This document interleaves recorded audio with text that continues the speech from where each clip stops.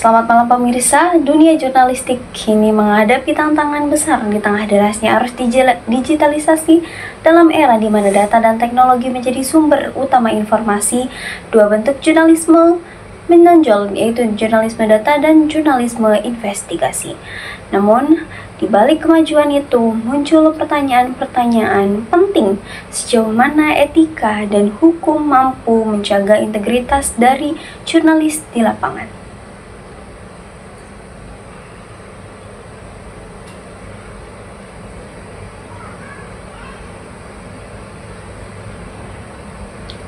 Perkembangan teknologi informasi telah mengubah wajah media. Kini jurnalis tidak hanya melaporkan apa yang mereka lihat ataupun peristiwa, tetapi juga menganalisis data dan melakukan investigasi mendalam. Jurnalisme data berfokus pada penelahan atau pengolahan visualisasi data untuk menemukan pola ataupun fakta yang tersembunyi, sedang jurnalisme investigasi menuntut kerja lapangan yang panjang, penuh resiko dan sering kali menjatuhkan isu-isu sensitif, mulai dari korupsi hingga penyalahgunaan kekuasaan. Namun, di balik semangat mengungkap kebenaran, keduanya dihadapkan pada tantangan ataupun dilema baru. Bagaimana menjaga akurasi, melindungi privasi, dan tetap patuh pada hukum yang berlaku. Dan pada mata kuliah kemarin dijelaskan oleh kelompok 4 bahwa program studi kita juga terutama komunikasi ini menegaskan praktik jurnalisme di mana di Indonesia harus berlandaskan pada Undang-Undang Nomor 40 Tahun 1999 tentang pers dan pasal 28E dan 28F serta Undang-Undang ITE dan Perlindungan Data Pribadi tahun 2022. Ini perlu kita pelajari tentang semua aturan yang menjamin tentang kebebasan pers, namun juga harus memberi batas agar tidak melanggar privasi dan juga kehormatan individu tertentu.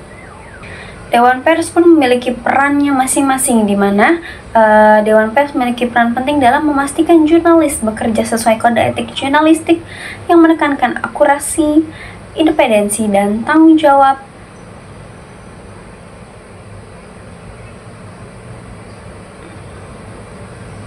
Lama banget sih ini. Dan kemudian ada perbedaan etika dan hukum, di mana dalam pembahasan ini dibahas juga oleh kelompok 4 dalam praktiknya bahwa jurnalisme data dan jurnalisme investigasi memiliki perbedaan yang mendasar, di mana jurnalisme data menuntut ketelitian data ataupun angka, fakta digital yang ada sebagai bukti, dan tantangan utamanya terletak pada keakuratan dan transparansi sumber data yang didapatkan ataupun keamanan informasi yang didapatkan.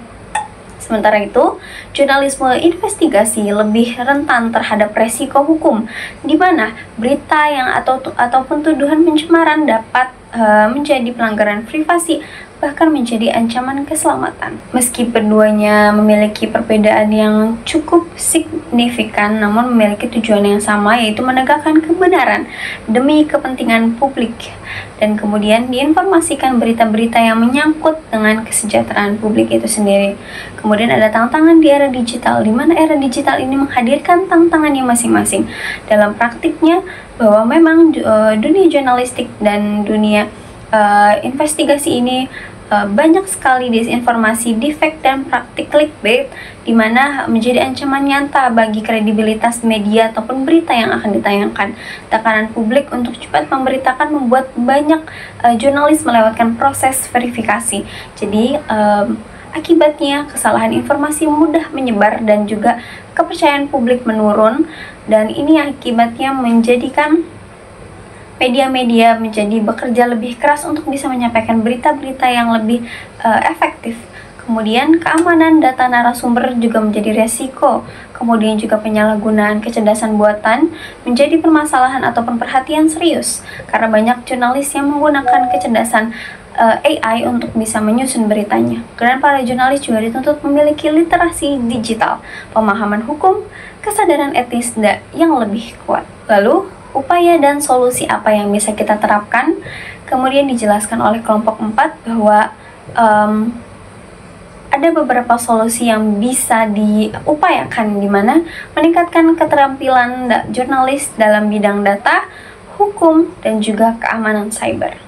Kedua, memperkuat kode etik dan transparansi dalam setiap laporan. Ketiga, memperluas kolaborasi antara media, akademisi, lembaga, dan jurnalis juga memiliki perlindungan yang memadai.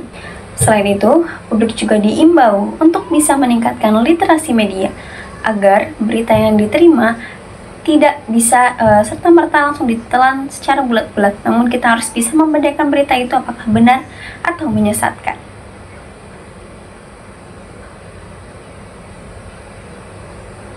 Pada akhirnya, kebebasan pers merupakan kebebasan tanpa batas. Ia harus berjalan seiring dengan tanggung jawab jurnalis dan tanggung jawab sosial dalam kepatuhan hukum. Seperti yang disampaikan dalam makalah ini, yang disampaikan kelompok 4, jurnalis tidak hanya dituntut untuk cepat, berani, tetapi juga cermat, akurat, dan berintegritas. Dengan menjunjung etika hukum dan moralitas, jurnalisme dapat kembali menjadi pilar demokrasi yang menjaga kebenaran dan keadilan bagi publik. Hanya itu berita yang bisa saya sampaikan, kurang dan lebihnya mohon maaf. Saya Mela Nurseha, pamit undur diri.